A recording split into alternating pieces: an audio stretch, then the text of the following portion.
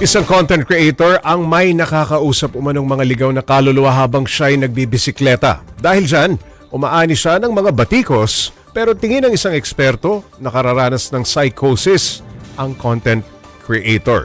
Para bigyan ng mukha ang balita, Mobile Journal Francis Rivera. Mukhang simpleng rides lang ang video na ito nang biglang tumabi ang siklista. Nay, teka lang, tatawid kayo. Tawid ko na po kayo.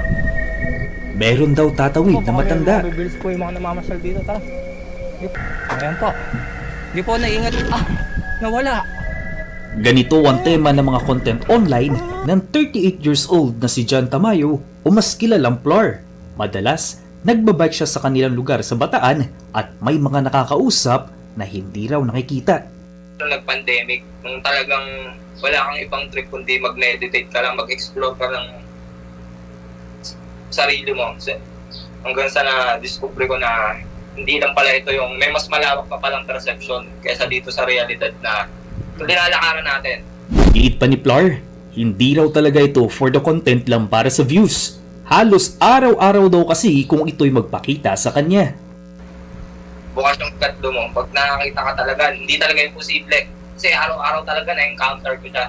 Kasi mag-isa lang ako sa buhay, nag-iisa ako dito. Ang pwesto ng lugar ko, bundok, talagang as in, alam mo yung lahat ng kawirduhan nandito, lahat ng mga weird na mga bizarre, pwede mong ma-XP dito. Hindi naman sila mga harmful eh. Actually, namumuhay lang din sila kagaya natin. Aminado naman si Plar sa mga negatibong komento pero hindi raw siya apektado. Baliw, wala mo nang bumalik sa mental o magparehab ka, nakaligtas ka lang sa tokhangan. Di ba? Ganon. Addict. Di ba? Nasobrahan yan. Wala pang tulog yan kasi payat. Kung ganun yung tingin nyo sa akin, baka nasa inyo yung problema sa mga sarili nyo. Ako wala akong problema. Giit niya pa, normal na sa kanya na may mga nakikihalubilo hindi nakikita ng iba.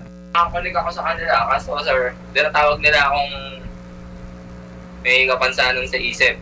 Pero yun talaga yung nakikita ko eh. Kahit naman kasi sabihin ko sa kanila, hindi sila maniniwala. Kasi nga, hindi sila naniniwala pagka hindi nila nakikita.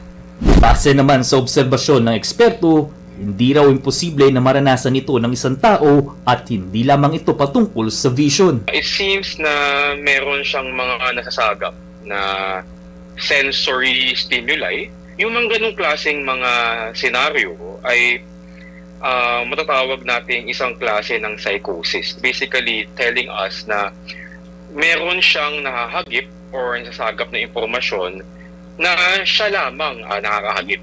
So pwede itong nakikita, pwede itong naririnig, pwede itong nalalasahan, actually gustatory, pwede rin itong naaamoy or olfactory. Sa mga ganitong sitwasyon, ayon kay Doc, mas maiging pagganahin ng pag-intindi kesa ang panghuhusga.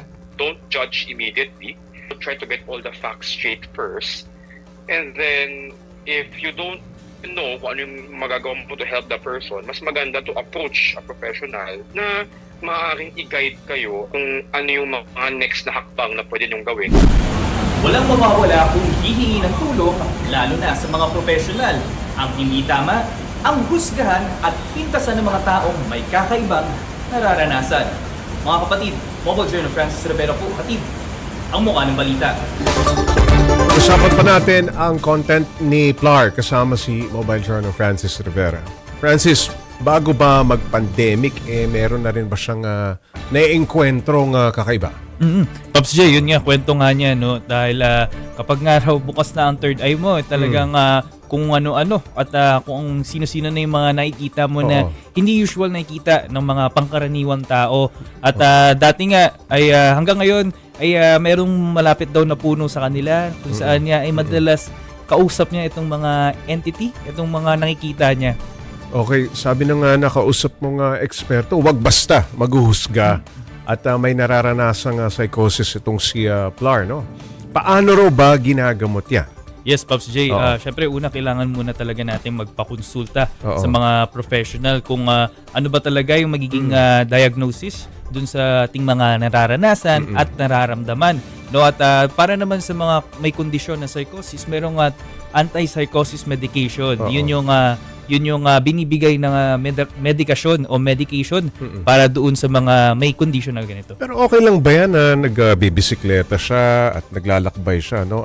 Na freely, na ganyan, at tapos ganun yung kanyang sitwasyon. Yes, Pops J. Actually, yung kwento niya sa akin, Oo.